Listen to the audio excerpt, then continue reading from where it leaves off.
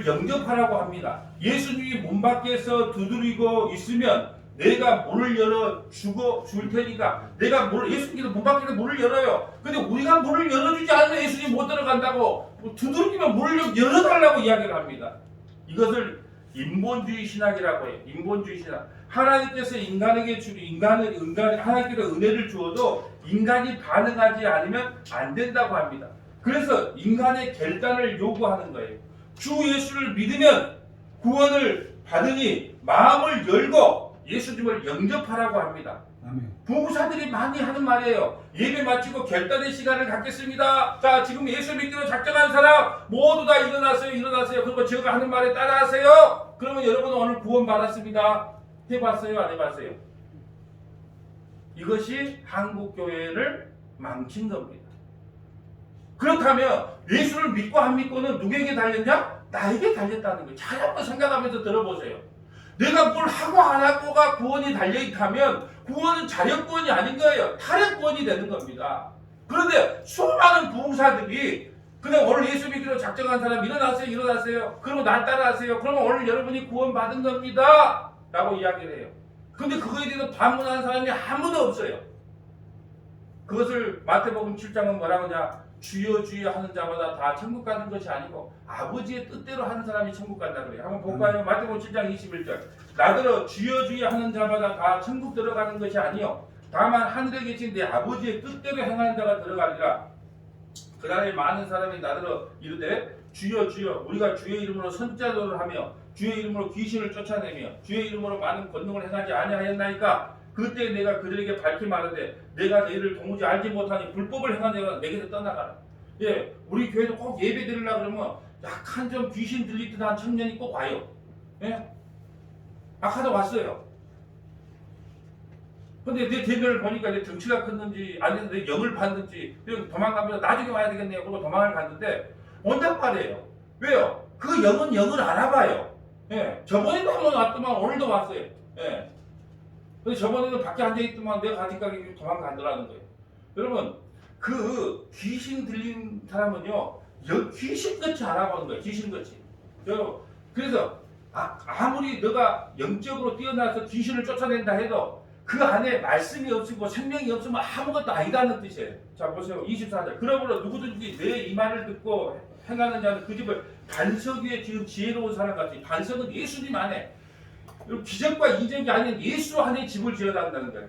비가 내리고 창수가 나고 바람이 불어 그 집이 부딪히며 무너지지 아니하는 이는 주추를 반석 위에 놓은 까닭이다. 나의 이 말을 듣고 행하지 아니하는 자는 그 집을 모래 위에 지은 어리석은 사람 같으니 비가 내리고 창수가 나고 바람이 불어 그 집에 부딪히며 무너져 그 무너짐이 심하니라. 자신이 믿어주고 안 믿어주고에 따라 구원이 결정된다고 외치는 것을 바로 모래 위에 집을 지은 어리석은 사람이라고 합니다. 다시 한번 말씀드립니다. 자신이 믿어주고 안 믿어주고에 따라 구원이 결정된다고 외치는 것, 그걸 그렇게 믿고 있다는 것을 믿고 있는 신앙을 뭐냐? 바로 모래 위에 집을 지은 어리석은 사람이라고 합니다. 자신이 무엇을 해야 구원을 받는다? 물이 동하면 선착순으로 열심을 내서 달려가서 구원을 받자. 이것이 바로 대부분이 한국교회가 갖고 있는 신앙관이라는 거예요. 영락없이 베데스다 목가에 모인 사람들과 같은 거예요. 물만 동하면 자기 힘으로 달려가 은혜를 따내겠다는 겁니다. 여러분, 성경의 핵심이 뭡니까? 하나님의 사랑, 이웃 사랑이에요. 만약에 본인이 진짜 예수님을 믿고 하나님을 믿었다면 어떻게 해야 돼요? 나는 안 가겠으니 당신이 먼저 가시오. 이게 옳잖아요. 근데 자기가 살아보겠다고, 자기만 병이 나아보겠다고 하나 둘 셋을 기다리고 있단 말이에요. 이건 성경과 너무 모순된 신앙관을 갖고 있다는 거예요. 그렇게 생각 안 하십니까? 너무 모순되지 않아요? 성경을 진짜 온전히 알았다면 하나님 사랑, 이웃 사랑이니까 나는 이렇게 병들어도 괜찮으니까 당신이 나으시오 그래야 된단 말이에요. 근데 그런 신앙관이 아니잖아요. 베데스다의 목가에 모인 병자들은 지금의 성도들로 본다면 예수님의 구원 받으라고 해도 내가 노력하지 않으면 받을 수 없다는 이상한 구원관을 가지게 돼요. 예수님을 믿으면 구원받는다는 것은 알지만 그 구원을 얻으려면 내가 믿는 노력을 해야 된다고 외치는 거예요. 그래, 물을 통하는 것은 하나님이 해주시지만 달려가는 건 내가 해야 되지 않느냐. 인간의 생각으로 한번 맞아. 그러니까 이게 인본주의가 바뀐 거예요. 인간적으로 생각하지 말고 하나님적으로 한번 생각을 해보세요. 그래, 물을 통한 것은 은혜를 베푼 건 그 하나님이 천사를 통해서 하나님이 해주셨어. 그런데 하나도 생각하고 내가 달려가서 구원을 받아야 되는 게 맞지 않느냐. 근데 그거에 대해서 반문하신 분들이 아무도 없어요. 그래, 맞아. 그걸 무슨 구원관이라 그래요? 인본주의 구원관이라 그래요. 바울은 이에 대해서 이렇게 반박을 합니다. 로마서 4장 2절. 만일 아브라함이 행위로서 의롭다 하심을 받았으면 자랑할 것이 있으려니와 하나님 앞에서는 없느니라. 성경이 무엇을 말하느냐? 아브라함이 하나님을 믿음에 그것이 그에게 의로 여겨진 바 되었다. 아브라함이 한 일이 뭐냐? 바벨론 그 갈대아 우리에서 우상 팔던 집에 그 자식이었어요. 우상 팔고 있었다니까요. 우상 조각 만들어서 먹고 살았던 그 아브라함을 하나님이 찾아갔다니까요.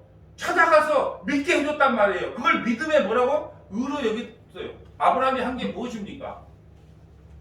일하는 자에게는 그 싹이 은혜로 여겨지지 아니라 보수로 여겨지지 않느냐. 자, 베데스다 연못가의 그 연못 한번 생각하면서 해보세요. 자, 내가 은혜로 지금 내가 저기만 들어가면 돼. 근데 걸어가는 내 싹이 있어야 돼. 그러면 은혜가 온전히 은혜되지가 않아요. 뭘로 여겨져요? 50%는 보수로 여겨져요. 50%는 하나님의 은혜요. 50%는 보수예요. 내가 달려가야 돼요. 5절. 이를 아니할지라도 경건하지 않은 자를 의롭다 하시는 이를 믿는 자에게는 그 믿음을 의로 여기시다니 일할 것이 없이 하나님께 의로 여기심을 받는 사람의 복에 대하여 다윗이 말한 바 불법이 사함을 받고 다윗이요 바세바를 범하고 인구조사를 하던 그 불법을 행했지만 불법이 사함을 받고 죄가 가려짐을 받는 사람들은 복이 있고 여러분 우리가 100% 은혜로 구원받는 거예요. 아멘. 뭐 다윗이 뭘 해서가 구원받는 게 아니고 다윗도 바울도 우리도 100% 은혜. 오늘 베데스다 연못가의 구원관을 제가 깨트린 이야기를 하고 있는 거예요. 베데스다 연못가의 잘못된 구원관은 뭐냐? 50%는 내가 하고 50%는 하나님이 해주셔야 된다. 아멘. 그래 합작이 돼야 구원받는다. 그렇게 직접 이야기는 하는데 모든 설교의 끝이 그렇게 마무리가 돼요. 여러분 주께서 그 죄를 인정하지 아니할 사람은 복이 있도다 함과 같으니라. 여러분 퀴즈를 하나 내겠어요. 이 퀴즈를 마치면 다음 주 예배에 참석할 수 있는 은혜를 드리겠습니다. 이 퀴즈를 마치면 다음 주에 예배에 참석해서 은혜를 줍니다. 아브라함이 언제 구원을 받았습니까? 1번 하나님이 부르실 때입니다. 2번 나중에 이삭을 바칠 만한 믿음이 생겨서 구원을 받았습니다. 몇 번입니까? 1번. 다 예배 참석해야 돼. 그러니까 1번이네 1번. 아브라함을 자기 아들 이삭을 갖다가 번제로 바칠 때 그 믿음이 생겨서 구원받는 게 아니고 하나님이 무조건적으로 넌 내 거야 택가로 갈 때 바로 구원을 받는 거예요. 여러분 자식을 낳으면 바로 호적에 올립니까? 나중에 키우다가 잘하면 올리고 못하면 안 올립니까? 우리 큰딸이 있지만요 태어날 때 네코타이 메고 뭘 알겠습니까? 인천에 산부인과에요 네코타이 메고 앞에 기다리고 있었어요. 내 딸 나온다고. 지가 뭘 안다고. 그럼 바로 호적에 올렸을까요? 말 좀 잘 들으면 올리고 말 안 들으면 안 올렸을까요? 바로 올렸다니까요. 바로 올려. 아이고 내 딸하고 자네고 뭐되고 낳자마자 바로 올렸습니다. 그리고 키우다가 말 안 듣는 호적에서 파낼 수 있어요 없어요? 내가 가서 호적에서 판단 말 할 때가 있어요. 나한테 뭘 달라고 하면 이걸 달라고 하면 네, 돈 없는데 이거 달라고 하면 판다는 말을 해요. 그러나 실제 팔 수 있을까요 없을까요? 아브라함을 호적에서 하나님 파낼 수 있을까요 없을까요? 저와 여러분을 호적에서 팔 수 있을까요 없을까요? 없어요. 못 판다니까요. 이것을 사자성어로 뭐라고 해요? 내자가 들어가는데 앞에 낙장이 들어가요. 낙장 불입이라 그래요. 한번 여러분을 선택하면 놓지를 않는다니까요. 내 새끼들을 놓을 수가 없어요. 왜 못 놔요? 여러분 때문에 자기 아들 예수를 주겠다니까요. 근데 어떻게 여러분을 놓을 수가 있겠습니까? 부모와 자식 관계는요 행위로 영향을 받지 않아요. 이는 부모와 자식이 똑같은 마음이에요. 부모도 자식이 말 안 듣는다고 호적에서 파내지 않지만 자식 또한 말 안 들었다고 호적에서 파내진다고 생각하지 않습니다. 내가 아무리 말을 안 듣는다고 호적에서 판다고 해도 아이고 설마 아버지가 팔 수 있겠어. 절대 못 판다는 그 믿음이 있는 거예요. 요즘 한국교회 신앙관은요 거의 베데스다의 신앙관입니다. 은혜 나의 행위를 다하여 내가 달려가야 한다고 합니다. 그래서 사람들은요 예수님이 책임져 주는 새 언약을 싫어해요. 자기가 책임지는 옛 언약을 좋아하게 돼 있어요. 그래서 율법주의 설교가 은혜를 받아요. 베데스다식 옛 언약 신앙은요 이 시대 성도들의 신앙관과 같다고 볼 수 있습니다. 이 시대의 교회에서 가르치는 내용을 보면요 바리새인들이 가르쳤던 것하고 똑같아요. 바리새인들은 뭘 가르쳤어요? 하나님의 은혜 좋다. 근데 플러스 인간의 행함을 요구합니다. 은혜 플러스 행함. 베데스다 연못가가 그거예요. 물이 동한 것은 하나님이 하고 달려간 것은 내가 해야 된다. 다 맞은 거 같죠?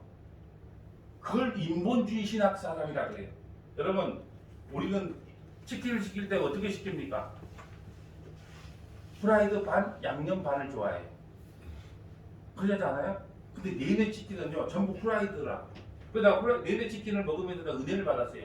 아 프라이드만 먹어야 되겠구나. 양념 반, 프라이드 반은 안 되겠더라. 왜요? 은혜 플러스 행함을 우리 인간. 그래서 여러분 하나님께서요 한 밭에 두 씨를 뿌리지 마라 그래요. 옷도 두 가지 옷을 껴입지 두 개의 그 색깔로 옷을 해입지 마라 그래요. 짐승을 교배할 때도 다른 종으로 교배시키지 마라 그래요. 무슨 의미일까요? 은혜는 은혜고 행함은 행함이지 은혜 플러스 행함이 싫다는 거예요. 그래서 한 밭에다가 두 씨를 뿌리지 마라. 그 말은 뭐예요? 말씀을 전할 때 두 말씀을 전하지 말아야 돼요. 두 말을 전하는 걸 뱀의 혀라 그럽니다. 뱀은 혀가 두 개예요. 왜 그럴까요? 왜 낼름낼름할까요? 왜 혀가 두 개일까요? 은혜로 전했다가 행함도 전했다가 짬뽕도 했다가. 이게 무슨 구원관이요? 베데스다 연못의 구원관이라요. 여기에 의의를 제기한 사람이 하나도 없어요. 인간들이 생각해보면 맞거든요. 아니 하나님 말씀대로 살라고 하는 것이 뭐가 잘못이라고 했던가? 하나님의 말씀대로 사는 게 뭐 잘못이야? 성경이 이래라 저래라 분명히 명기하고 있지 않느냐? 성경을 들이대요. 그럼 한번 봅시다. 예수님이 베데스다를 찾아가지 않으면 이 방법은 계속 유효합니다. 예수님이 만약 베데스다 연못을 가지 않으면 이 방법대로 구원받아야 돼요. 어떻게 해요? 은혜 플러스 달려가는 행함. 예수님이 38년 된 병자를 고치기 전까지만 해도 아무런 문제가 없어요. 그런데 예수님이 가시고 난 후에 법칙이 깨어져 버려요. 예수님이 안 오셨으면 베데스다 방식이 그대로 유효합니다. 그러나 예수님이 오시고 난 후에는 이 베데스다의 방식은 이제 반칙이 되는 거예요. 이제 옛 언약과 새 언약이라고 한다면 새 언약이 주어졌는데도 옛 언약을 고집하는 것은 죄가 되는 거예요. 지금 베데스다 목가에 38년 된 병자나 다른 병자나 다 물이 동하면 먼저 뛰어들어가겠다고 눈이 빠지게 옆만 바라보고 있습니다. 그런데 웃기는 것은요 38년 된 병자예요. 30년 된 병자는 스스로 움직입니까? 못 움직입니까? 아주 못 움직여요. 그럼 38년 된 병자가 물이 설령 동하는 것을 가장 먼저 보았다고 해도 누군가가 넣어줄 사람이 필요하다는 거예요. 그러면 38년 된 병자 옆에는 건강한 사람이 항상 대기하고 있어야만 해요. 그래서 물이 동하면 잽싸게 옮겨줘야 됩니다. 그렇다면 38년 된 병자가 병 고침을 받으려면 두 가지의 법칙이 이루어져야 돼요. 첫째는 뭐냐? 천사가 물을 동하게 해줘야 돼요. 근데 언제 동해줄 줄 몰라. 눈이 빠지도록 그 연못만 바라보고 있어야 돼요. 첫째 법칙은 뭐냐? 물이 동해야 된다는 거예요. 두 번째는 뭐냐? 물이 동할 때 자신이 제일 먼저 일찍 가야 되기 때문에 누군가가 나를 이끌고 나를 들고 그 못 속에 던져줘야 될 사람이 항상 대기하고 있어야 된다는 거예요. 근데 본문을 보면 예수님이 38년 된 병자를 보고 물으니 나를 넣어줄 사람이 없다고. 네 왜 여기 있니? 물이 동할 때 나를 넣어줄 사람이 없어서 이러고 있습니다. 지금 본문이 말하는 핵심은 너가 하려고 하는 것은 옛 언약 구약이고 이제 새 언약으로 내가 너를 회복해 주겠다는 것이 베데스다 연못가에 주님이 나타나신 이유예요. 너가 뭘 하려고 했지? 아니야. 이제 내가 너를 위해서 해줄게. 이게 새 언약이란다. 이 복음을 설명하는 거예요. 이렇게 되면 38년 된 병자가 기다리는 그것은 일단은 자기를 못에 넣어줄 사람부터 기다려야 하는 것입니다. 그런데 예수님이 찾아가셨어요. 그런데 예수님이 묻습니다. 왜 이러고 있느냐? 그러자 물이 동할 때 넣어줄 사람이 없어서 이렇게 기다리고 있습니다. 그런데 예수님이 느닷없이 물에 들어가지 말고 그냥 자리 들고 가라고 합니다. 38년 된 병자는요. 이건 아닌데 지금까지 이런 방식은 없었어. 그래서 예수님이 그럽니다. 이제 방법이 바뀌었어. 이제 이런 방식으로 구원이 주어진단다. 이제 옛 언약의 방식이 아니야. 인간의 율법이 아니고 행함이 아니고 옛 언약의 구원 방식이 아니고 이제 100% 이 은혜의 방식으로 구원이 주어지는 거야. 이걸 설명하는 것이 베데스다 연못가예요. 그럼 예수님은 왜 베데스다 못가에 있는 모든 병자를 다 고쳐주지 않고 한 사람만 고쳐주었을까요? 칼빈의 5대 교리가 있는데 왜 그 많은 병자 다 고쳐? 야, 다 나아라 그러면 될 건데 왜 그 많은 병자 중에 단 한 사람만 고쳐줄까요? 앞에 제자가 들어가는데 제한 속죄. 성경은 교리적이어야 된다 그러잖아요. 제한 속죄. 예수님은 이 땅에 모든 사람을 구원하러 온 것이 아니고 오직 자기 백성을 구원하고 왔다. 그래서 그 많은 병자 중에 오직 누구만? 38년 된 병자만 고쳐줘요. 왜 38년 된 병자일까요? 성경은 그냥 적은 게 하나도 없어요. 여러분, 이스라엘 백성들이 원래 40년을 광야 생활을 하는데 원래는 38년을 했어요. 왜냐하면 2년 동안은 가데스 바네아에 왔을 때 그때 거기에서부터 38년을 더 늘린 거거든요. 그러니까 38년이라는 것은 지금 광야 이스라엘 백성들을 상징하고 있는 거예요. 광야 이스라엘 백성들이 어떤 신앙관이었냐? 하나님 우리가 뭘 해야만 구원을 받습니까? 하고 늘 뭘 하는데 초점이 맞춰졌다는 거예요. 그래서 38년 된 병자를 이야기하는 거예요. 그 38년 된 광야 이스라엘 백성들을 지금 하나님께서 예수님이 어떻게 구원하셨는가를 설명하는 거예요. 38년 된 그 백성들 어떻게 구원했어요? 은혜로 구원한 겁니다. 은혜. 구원은 인간이 원함으로 주어진 것이 아니고 예수님의 일반적인 선택에 의해서 주어졌다는 것을 가르치기 위해서 38년 된 병자만 고칩니다. 나 구원받고 싶어요 라고 해도 예수님이 안 돼! 그러면 안 됩니다. 손철민 안수기사님이 나 이 병 고쳐서 100살까지 살고 싶어! 예수님이 허락하시면 예지만 안 돼! 다 끝났어! 하나님 나라 올라와! 그럼 가는 거예요. 왜냐하면 구원하고 안 하고는 예수님 먹이기 때문에 그래요. 예수님은 자기가 원하는 사람에게만 구원을 줘요. 그래서 온 유대인을 다 제자로 삼지 않았어요. 그 중에 12만 제자로 삼았어요. 그런데 예수님이 베푸시는 구원은 인간이 낄 공간이 없습니다. 인간은 단지 바라만 보고 있어야 됩니다. 마치 주인의 밥상에서 떨어지는 음식을 바라만 보고 있는 개처럼 말입니다. 근데 우리는 이런 말을 싫어해요. 참 희한하죠. 나는 구원은 예수님 손에 있다 그러니까 너무 기쁘고 행복해. 왜? 내한테 열심히 해서 구원을 따내라 그러면 나는 미치겠어. 106kg가 아마 한 16kg까지 빠질 것 같아, 느낌에. 나보고 뭘 해서 구원받으라 그러면. 근데 내가 왜 살이 안 빠진 줄 아세요? 주님이 나에게 주시겠다는데 어떻게 살이 빠집니까? 네 보고 뭘 해라 그러면 열심히 해보겠는데 네가 뭘 해서 구원받는 게 아니다 그러니까 주님께 다 맡기는 거예요. 수고하고 무거운 짐이 다 내게로 오라. 내가 너를 쉬게 하리라. 여호와는 나의 목자시 내게 부족함이 없다 그러면 맡기면 되지 않겠습니까? 우리는요 주인의 밥상에서 떨어지는 개처럼 주님 부스러기라도 하나 보내주세요. 그거 먹고 살면 돼요. 주인이 했다 하고 한 점 던져주면 고맙습니다. 감사합니다. 꼬리 흔들면 됩니다. 이것을 새 언약의 구원 방식이라고 합니다. 여러분 베데스다 목가에는 두 종류의 사람이 있어요. 모두가 병에서 고침받고자 하는 것은 동일합니다. 하지만 고침받는 방법에서 다른 모습을 가지고 있어요. 한 종류의 사람은 물이 동하면 자기가 알아서 스스로 들어가는 사람입니다. 또 한 종류의 사람은 38년 된 병자와 같이 누군가가 넣어주어야 하는 사람이에요. 베데스다 못을 지금의 교회로 비유를 해보겠습니다. 교회로 끌고 와봅니다. 지금 교회 안에는요 두 분류의 신자가 있다는 말이에요. 성도 아니에요. 두 분류의 신자가 있어요. 38년 된 병자와 같이 자기 힘으로는 아무것도 할 수 없어서 누군가가 자기를 도와줄 사람을 기다리는 사람과 자기의 힘으로 하나님의 은혜를 받아보겠다는 사람으로 나누어져요. 교회는 두 종류의 사람이 있어요. 38년 된 병자처럼 나는 아무것도 할 수 없어서 하나님 좀 은혜 주세요. 날 좀 구원해 주세요.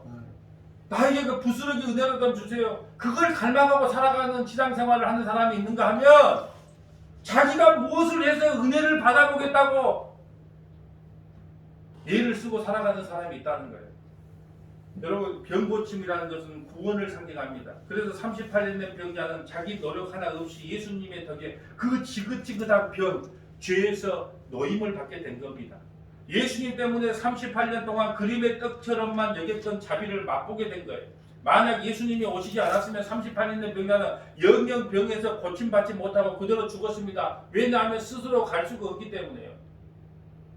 이 얼마나 놀라운 은혜입니까? 여러분이 38년 된 병자라고 생각해 보세요.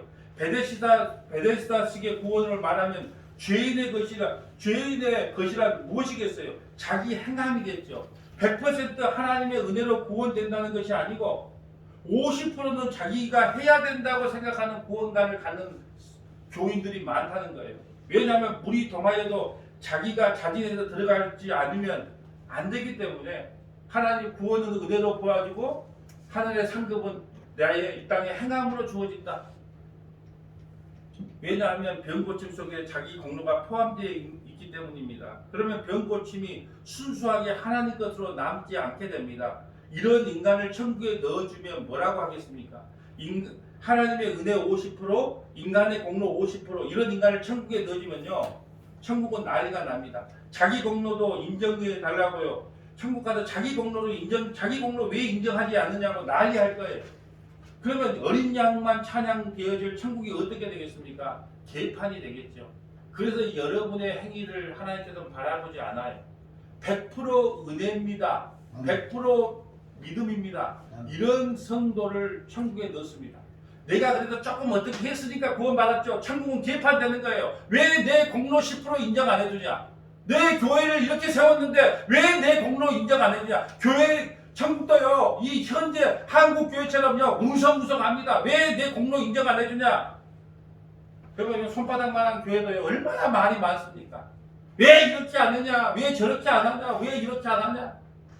손바닥만한 교회도 이렇게 말이 많아요. 그런데 손바닥만한 교회도 이렇게 말이 많은데 우리의 공로를 1%도 인정해주면 천국 가면 어떻게 하겠어요? 왜 그 1% 내 공로 안 해주냐고 김권사 일어나, 박권사 일어나, 먼권사 일어나 난리 하지 않겠습니까?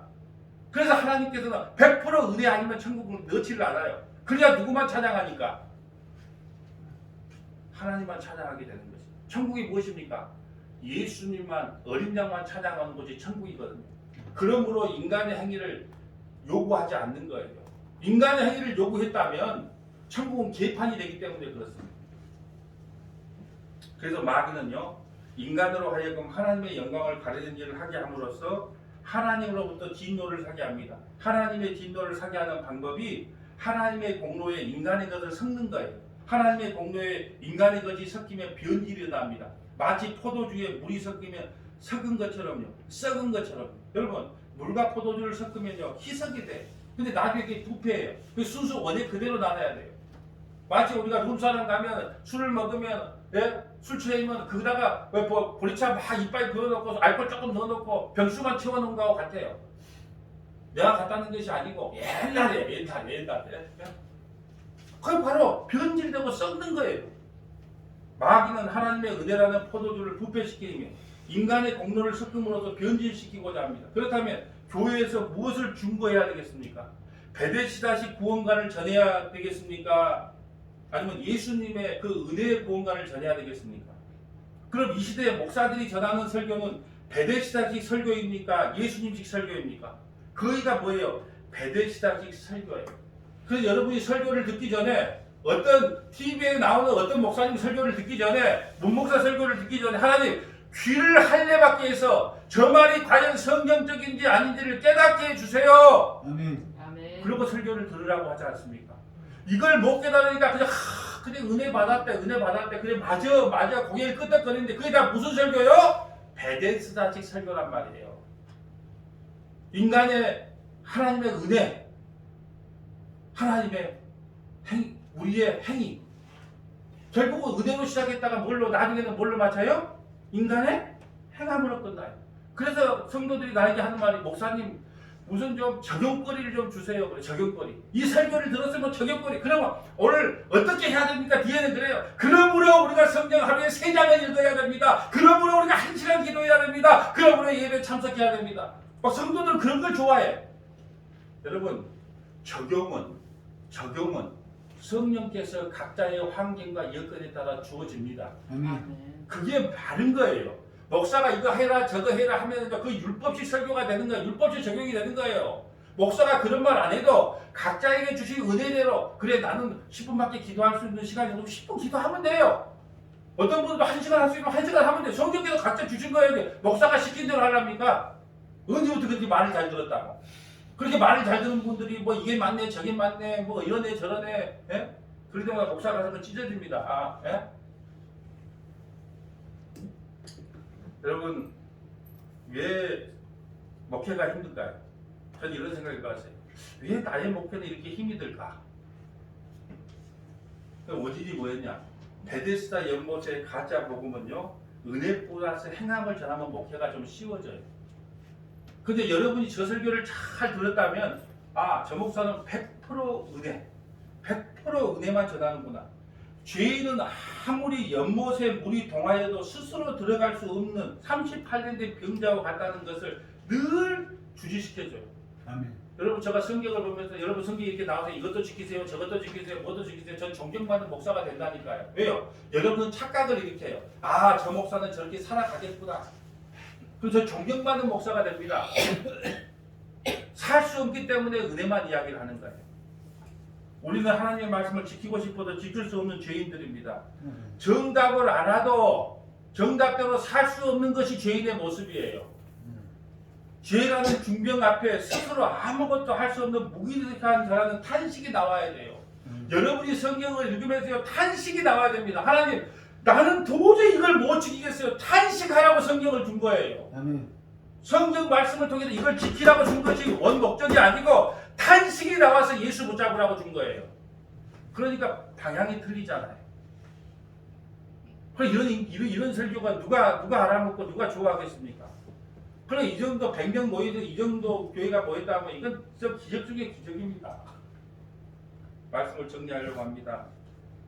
나는 예수님께서 안 도와주면 구원받을 수 없다는 존재라는 것을 아는 것이 새 언약의 성도입니다. 아멘. 38년 된 병자처럼 마음은 원이지만 자신은 도저히 자기 스스로는 아무것도 할 수 없기 때문에 거기서 발만 둥둥 구르는 것이 신앙생활입니다. 아멘. 신앙이란 말은 말 뜻은요 믿고 바라본다는 뜻이에요. 신앙은 예수님만 바라보는 것입니다. 수로보니게 여인처럼 주인의 상에서 떨어지는 부스러기라도 얻어먹기 위해서 간절한 마음으로 주님의 은혜를 사모하는 것을 신앙생활이라고 합니다. 아멘. 주여 나를 불쌍히 여겨 주시옵소서. 아멘. 사모함이 없는 신앙은 신앙이 아닙니다. 또한 감사함이 없는 신앙도 신앙이 아닙니다. 주신 은혜에 감사하며 받아야 할 은혜를 사모하며 사시기를 바랍니다. 오늘도 나는 베데스다의 가짜 복음을 전할 것인가? 내 스스로 이 설교를 마무리하면서 다짐을 해봅니다. 나는 오늘도 베데스다의 가짜 복음을 전할 것인가? 아니면 넌 아무것도 할 수 없어. 그러니까 예수만 바라봐. 오직 은혜만 전할 것인가? 아멘. 여러분 무엇이 진리인 것 같아요? 오늘 이 밤에 아니 이 낮에 이 설교가 마무리되면 과연 무엇이 진리인지 깊이 한번 고민하는 서머나교회 믿음의 권속들이 되시기를 주님의 이름으로 축복합니다.